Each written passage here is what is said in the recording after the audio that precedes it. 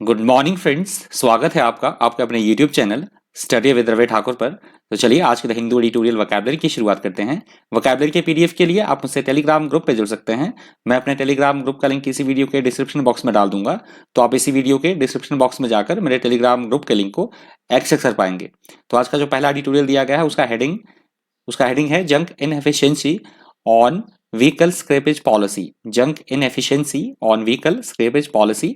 तो ये जो पहला एडिटोरियल दिया गया है, ये दिया गया है व्हीकल का भी, जो बहुत ज़्यादा पुराने वाहन हो चुके हैं, चाहे वो कमर्शियल हो, अगर आप यूँ बोल दीजिए कमर्शियल हो, अगर चाहे वो प्राइवेट हो, तो उनके बारे में दिया गया है किस तरह से उनकी स्क्रैपेज जो उनको नष्ट करना है, उनकी उसकी पॉलिसी के बारे में दिया गया है। तो ये एक फेज्ड मैनर में काम चलेगा, जो कि पहले 2022 से शुरू होगा और 2024 तक चलेगा।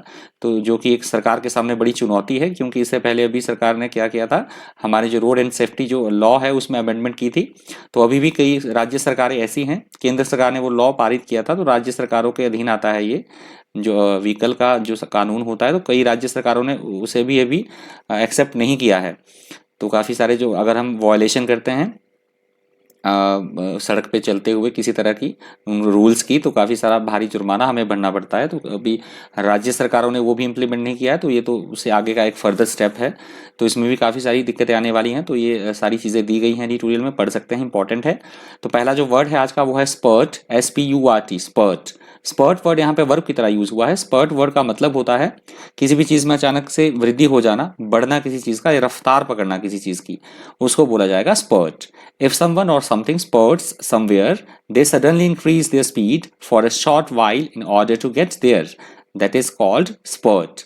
Spurt के जो synonyms हैं वो है surge, flow और gush. Surge, flow और gush.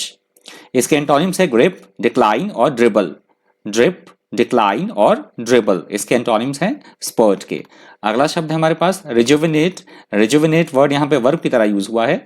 रिजुविनेट वर्ड का मतलब होता है किसी भी चीज का नवीनीकरण करना, काया पलट कर देना किसी चीज की, उसको बोला जाएगा rejuvenate. If you rejuvenate an organization or system, you make it more lively or more efficient, for example, by introducing new ideas. That is called rejuvenate. इसके सिनोनिम्स हैं रिवाइव, रिस्टोर और रिजेनरेट। रिवाइव, रिस्टोर और regenerate इसके synonyms हैं। Antonyms हैं as, cripple और ruin. As, cripple और ruin इसके एंटोनिम्स हैं रिजुवेनेट के। अगला शब्द है हमारे पास नेसेंट। नेसेंट यहाँ पे एडजेक्टिव की तरह यूज हुआ है। नेसेंट वर्ड का मतलब होता है शुरुआती दौर होना किसी भी काम का, आरंभिक अवस्था में होना कोई चीज, या हम बोल सकते हैं विकासशील अवस्था में होना, ग्रोइंग स्टेज में होना, उसको बोला जाता है nascent. Nascent things or processes are just beginning and are expected to become stronger or to grow bigger. That is called nascent. इसके synonyms हैं budding, emerging और incipient. Budding, emerging और incipient इसके synonyms हैं। Antonyms है इसके last, dying और moribund. Last, dying और मॉरिबंड इसके एंटोनिम्स हैं नेसेंट के। अगला शब्द है हमारे पास गजलर। गजलर वर्ड यहाँ पे नाउन की तरह यूज हुआ है। गजलर वर्ड का जो नॉर्मल अर्थ में मतलब लिया जाता है, इसका गजलर का मतलब होता है ड्रिंक लेने की सेंस में, जो अतिरिक्त पियक्कड़ हो, पीने वाला हो, बहुत ज्यादा एल्कोहलिक हो, या हम बोल सकते हैं अतिरिक्त पीने वाला, पेटू या खाऊ, उसको बोला जाता है गजलर। एडिटोरियल में इस वर्ड का यूज हुआ है ऐसे वाहनों से हुआ है इसका यूज, ऐसे जो व्हीकल हैं जो बहुत अधिक तेल खाते हो, जिनकी एवरेज बहुत कम हो, उस सेंस में उन वाहनों के लिए यूज हुआ है ये वर्ड गजलर। तो गजलर आपका someone who drinks heavily, that is called guzzler. और इसके जो सिनोनिम्स हैं वो है गल्पर, सॉट और ड्रंकर्ड। गल्पर, सॉट और ड्रंकर्ड इसके सिनोनिम्स हैं। एंटोनिम्स है इसके एसेटिक, अब्स्टेनर और अब्स्टेंट। एसेटिक, अब्स्टेनर और अब्स्टेंट इसके एंटोनिम्स हैं गजलर के। अगला शब्द है हमारे पास, यहां से हमारे पास जो है दूसरा एडिटोरियल हमारा शुरू होता है, rising poverty on pandemic induced disparities. Rising poverty on pandemic induced disparities, ये इंपॉर्टेंट एडिटोरियल है, इकोनॉमी पे बेस्ड है कि किस तरह से जो कोविड-19 के बाद जो स्थितियां हैं, प्रत्येक देश का जो इकोनॉमी है वो काफ़ी कितना गिर चुका है, और जो वहाँ के लोग रहने वाले हैं उनके स्टैंडर्ड ऑफ लिविंग में क्या अंतर आया है, क्या फ़र्क आया है, किस तरह से जो है हमारी जो इकोनॉमी है उनमें कॉन्ट्रैक्शन हुआ है, कमी आई है, वृद्धि के बजाय कमी आई है। तो उस तरह से ये बातें कही गई है, इंपॉर्टेंट एडिटोरियल है, पढ़ लीजिएगा। इकोनॉमी पे बेस्ड है पूरा एडिटोरियल। थोड़ी सी इसमें डाटा भी दिया गया है चाइना और इंडिया के बारे में, उनकी इकोनॉमी के बारे में बताया गया है कि किस तरह से कोविड ने जो है वो इफेक्ट किया है इकोनॉमी को। तो इसका जो पहला वर्ड है वो है डेलिटेरियस। डेलिटेरियस वर्ड यहाँ पे एडजेक्टिव की तरह यूज हुआ है। डेलिटेरियस वर्ड का मतलब होता है बहुत अधिक खतरनाक होना, कोई चीज हानिकारक होना, घातक होना, उसे बोला जाता है इंग्लिश में deleterious. Something that has a deleterious effect on something has a harmful effect on it, that is called deleterious. इसके सिनोनिम्स हैं हार्मफुल, इंजurious और डेट्रीमेंटल। हार्मफुल, इंजurious और डेट्रीमेंटल इसके सिनोनिम्स हैं। एंटोनिम्स है beneficial, good, helpful. Beneficial, good और helpful इसके antonyms हैं डेलिटेरियस वर्ड के। अगला शब्द है हमारे पास कॉन्ट्रैक्शन। कॉन्ट्रैक्शन वर्ड यहाँ पे नाउन की तरह यूज हुआ है। कॉन्ट्रैक्शन वर्ड का मतलब होता है किसी चीज में किसी तरह की कोई कमी होना, डिक्लाइन होना, डिक्रीज होना, सिकुड़न अथवा संक्षिप्तीकरण की प्रक्रिया हम बोल सकते हैं, उसको बोला जाएगा इंग्लिश में contraction. The act of decreasing something in size और वॉल्यूम और क्वांटिटी और स्पेस, माफ कीजिएगा scope, that is called contraction. Synonyms है इसके डिक्लाइन, डिक्रीज और रिडक्शन। डिक्लाइन, डिक्रीज और रिडक्शन इसके सिनोनिम्स हैं। एंटोनिम्स है एक्सपेंशन, एक्सटेंशन और इंक्रीज। एक्सपेंशन, एक्सटेंशन और इंक्रीज इसके एंटोनिम्स हैं कॉन्ट्रैक्शन वर्ड के। अगला वर्ड है हमारे पास कोहोर्ट। कोहोर्ट यहाँ पे नाउन की तरह यूज हुआ है। कोहोर्ट का मतलब होता है लोगों के दल से, कोई खास लोगों का समूह या दल हो, या हम बोल सकते हैं हमारे कोई मित्र हो, हमारे कोई सपोर्टर हो, एसोसिएट हो, उनको बोला जाता है cohort. A person's cohorts are their friends, supporters और associates, that is called cohort. Cohort के सिनोनिम्स है कॉर्प्स, ग्रुप और कंपेनियन। कॉप्स, ग्रुप और कंपेनियन इसके सिनोनिम्स हैं। एंटोनिम्स हैं एनिमी, राइवल और एंटागोनिस्ट। एनिमी, राइवल और एंटागोनिस्ट इसके एंटोनिम्स हैं कोहोर्ट वर्ड के।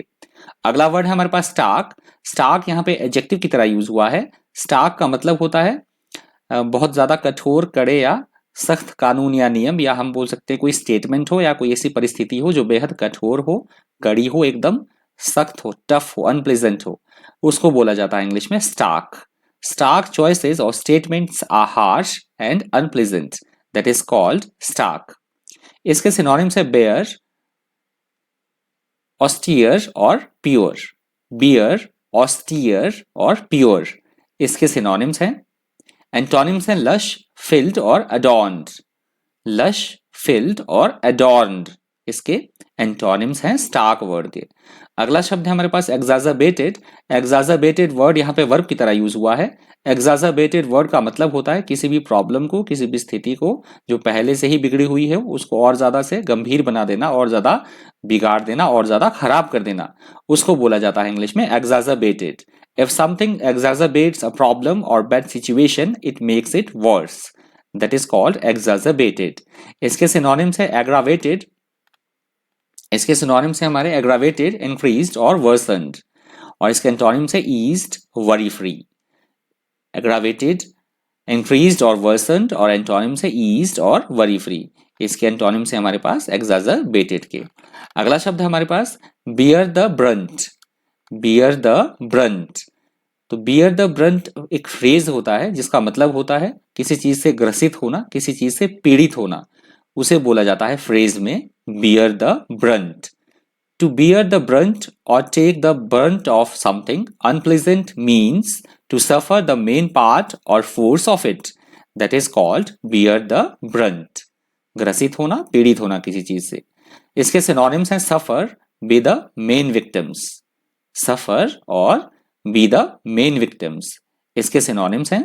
एंटोनिम्स है डिनाई, डिसअलाउ और डिसअप्रूव। डिनाई, डिसअलाउ और डिसअप्रूव इसके एंटोनिम्स हैं बियर द ब्रंट वर्ड के। अगला शब्द है हमारे पास रिकेंडल। रिकेंडल वर्ड यहाँ पे वर्ब की तरह यूज हुआ है।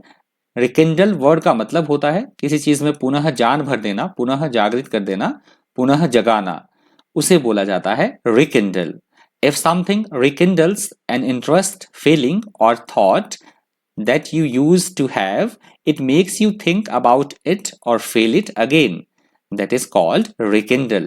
Rekindle word के synonyms है revive, resuscitate और रिविटलाइज, रिवाइव, रिससिटेट और रिविटलाइज इसके सिनोनिम्स हैं। एंटोनिम्स है डैम्पन, एनर्वेट और किल।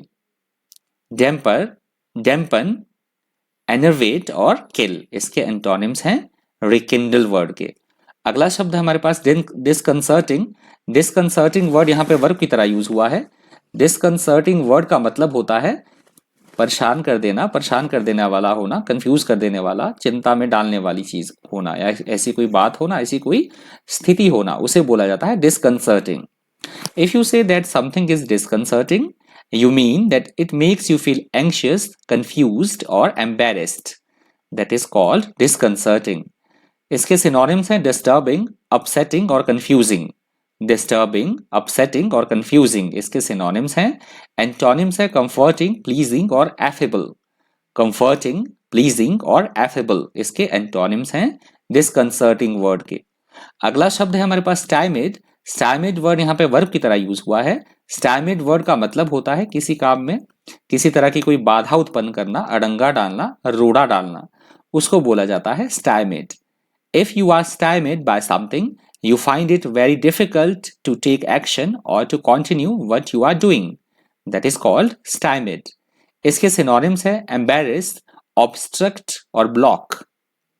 Embarrass, obstruct और block इसके एंटोनिम्स हैं assisted और promoted. Assisted और promoted इसके एंटोनिम्स हैं stymied वर्ड के। अगला शब्द है हमारे पास to the hilt। to the hilt, to the hilt word यहाँ पे फ्रेज की तरह यूज हुआ है और आज की द हिंदू एडिटोरियल वोकैबुलरी का ये अंतिम शब्द है to the hilt।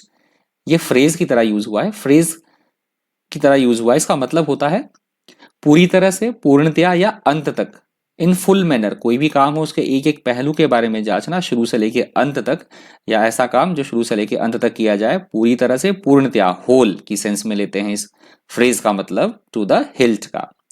To the hilt and up to the hilt mean to the maximum extent possible or as fully as possible. That is called to the hilt.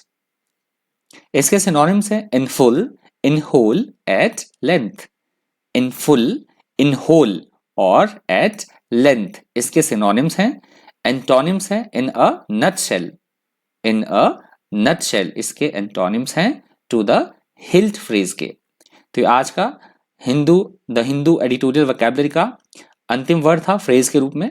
तो यदि आपको video helpful लगा हो, इन्फॉर्मेटिव लगा हो, तो please video को like कर दीजिएगा। और अगर हो सकता है तो अगर आपको अच्छा लगा हो, इंटरेस्टिंग लगा हो, आपने कुछ सीखा हो, आपको लगता है कि शेयर करने लायक है, तो प्लीज़ शेयर भी कर दीजिएगा। और अगर आप मेरे चैनल पर पहली बार विजिट कर रहे हैं तो चैनल को सब्सक्राइब करना और साथ में बेल आइकन प्रेस करना बिल्कुल भी मत भूलिएगा, जिससे कि जब भी मैं कोई नई वीडियो अपलोड करूंगा तो उसकी नोटिफिकेशन जो है आपको टाइम टू टाइम मिलती रहे। तो आज की द हिंदू एडिटोरियल वोकैबुलरी में इतना ही। इसी तरह के इन्फॉर्मेटिव वीडियोज़ के लिए बने रहिए चैनल पर। Thank you, thanks for watching.